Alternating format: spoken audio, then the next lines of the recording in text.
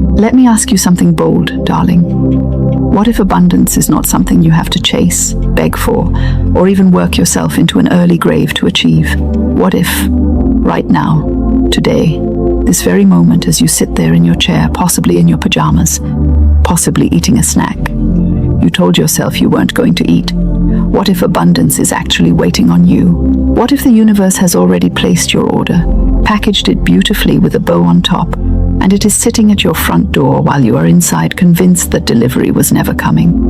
Well, honey, I am here today to tell you that not only has delivery arrived, but you have been ignoring the doorbell for quite some time, and we are going to fix that starting right now. Welcome, welcome, wonderful human being. I am so glad you found your way here today, because I do not believe in accidents, and I certainly do not believe you stumbled onto this video by chance.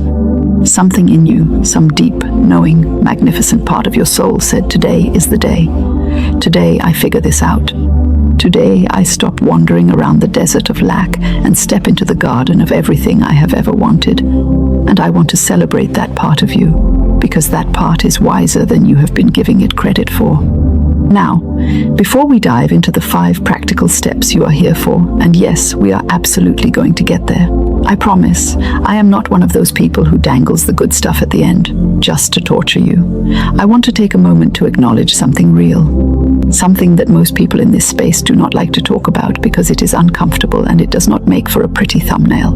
And that is this: the struggle is real. Your struggle is real. If you have been trying to attract more money, more love, more opportunity, more joy, and it has felt like you are pushing a boulder up a hill in roller skates, I see you. If you have read the books, done the visualizations, made the vision boards, maybe even talked to the vision board, and still nothing seemed to shift in any meaningful way, I am not here to judge you. I am here to tell you that the problem is not that you are broken. The problem is that you have been speaking one language while abundance speaks another, and we are going to become fluent today. You see, so many beautiful, intelligent, capable people spend their entire lives in a state I like to call abundance amnesia. They forget, truly forget, at a cellular, spiritual level that they are connected to an infinite supply.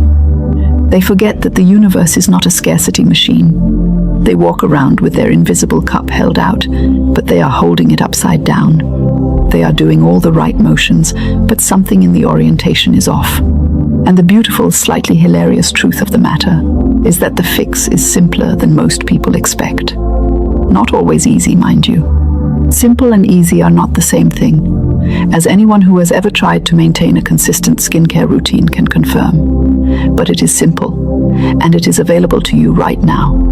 So let us talk about why abundance feels so elusive in the first place.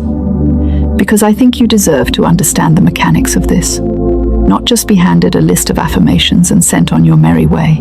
Understanding the why is what separates people who temporarily feel better from people who actually change their lives. And I am in the business of life-changing around here. Here is the core challenge, stated plainly. Most of us were handed a story about money, love, success, and worthiness before we were old enough to evaluate whether that story was true. We inherited it like an old piece of furniture. Nobody asked us if we wanted it. It just showed up in the living room of our minds, and we arranged our whole lives around it. Maybe the story was that money is hard to come by. Maybe it was that good things happen to other people, not to people like us. Maybe it was that wanting more is greedy, or that you have to suffer before you can enjoy, or that security is for the lucky ones. Whatever the particular flavor of limitation was, it went deep. And here is the tricky part. Your subconscious mind, bless its heart, is not in the business of questioning the stories it was given. It is in the business of proving them right. So when you consciously say, I want abundance, while your subconscious is running a background program that says, abundance is not for people like me, guess which one wins? The subconscious wins every single time. It is like trying to accelerate a car with the parking brake on. You can press the gas all you like. You are not going anywhere meaningful. Now, I know what some of you are thinking right now. You are thinking, okay, this is interesting. but it also sounds like it is going to take years of therapy and an archaeological dig through my childhood before I can order a latte without feeling guilty. And I want to gently, lovingly push back on that. Because while understanding your patterns is valuable, transformation does not always require excavation. Sometimes it requires a different kind of action. Sometimes it requires what I call placing your order with clarity, confidence, and a willingness to receive. And that is exactly what we are going to practice today.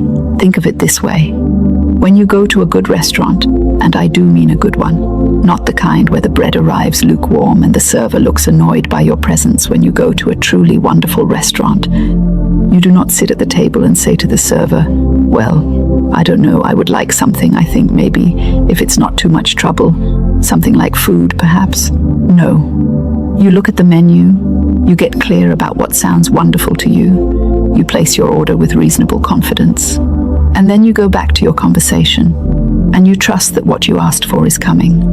You do not run into the kitchen to supervise. You do not start wondering whether the chef even received your order.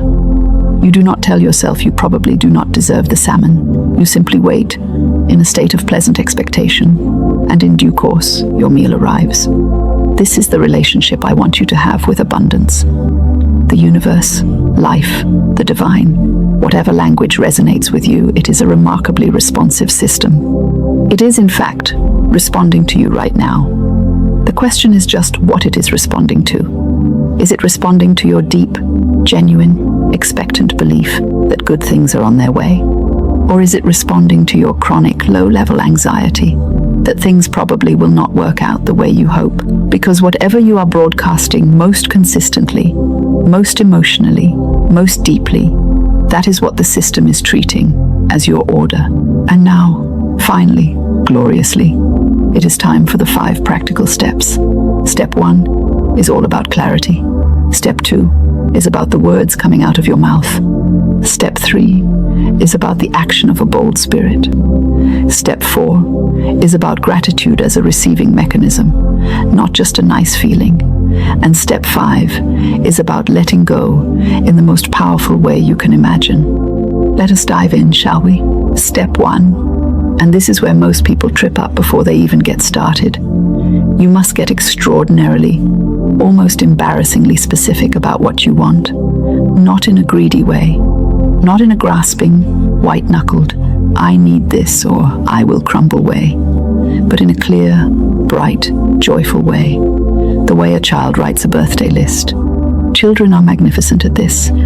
A child does not write on their birthday list, "I would like some toys, I suppose, if the economy permits." A child writes, "I want the red bicycle, the one with the streamers, the specific model, the exact color, and possibly a matching helmet." Children are natural manifestors. They state what they want with zero apology and absolute confidence that someone in the universe is going to take care of the logistics. We are going to borrow a page from that playbook today. So here is what I want you to do, and I mean today, not someday, not after you finish this video and make a cup of tea and forget about it today. Take out a piece of paper. Yes, actual paper.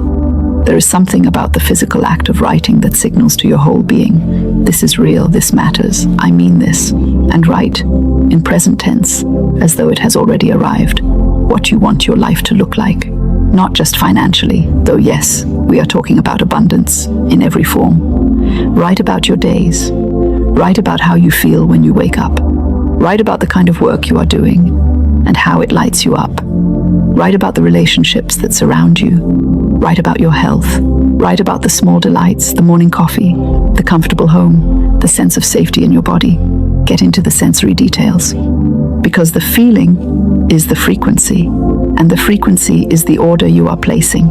Now, a word about fear during this step. Some of you will sit down to write this, and you will feel a little anxious. A little voice will say, "Who do you think you are?" Or worse, it will let you write the whole thing and then say, "Nice try, but that's not your life, that's someone else's." I want you to notice that voice. Smile at it as though it is a very small, well-meaning but slightly misguided relative at a family gathering, and write anyway. The voice is just the old programming. it is not the truth. And every time you write down what you truly want with specificity and feeling, you are beginning to rewrite that program. You are starting a new conversation with the universe. And the universe, I assure you, is a very attentive listener. Step 2. Watch your mouth, darling. I say this with tremendous love and zero judgment, because I know the language of lack is practically the official language of modern life. We are surrounded by it. People bond over it. You say, I am broke, and 3 people at the table nod sympathetically and share their own broke story, and suddenly you are all having a wonderful bonding experience built entirely on the premise that there is not enough. And it feels cozy. It feels relatable. But words are not just sounds that vanish into the air. Words are declarations. They are prayers, whether you intend them that way or not. They are the continuous stream of instruction you are giving to the creative power of your own mind and to the universe around you. So this week, this very week, starting today, I want you to become a detective of your own language. Notice every time you say something like, I can't afford that, or money is always tight, or things never seem to work out for me, or I'm just not lucky, or knowing my luck. I cannot tell you how many people use that phrase and then wonder why their luck seems consistent in its disappointment. What you say with feeling and repetition becomes a kind of self-fulfilling prophecy. Not because the universe is punishing you, but because your words shape your beliefs shape your actions shape your results, and your results then confirm your beliefs. It is a loop. And the good news is that you can interrupt the loop right at the language level, which is one of the most accessible entry points available to you. Now, I am not asking you to become one of those people who speaks only in relentlessly cheerful affirmations and makes everyone around them mildly uncomfortable. I am asking you to begin tilting, to find language that is true, but that leans toward possibility rather than limitation. Instead of,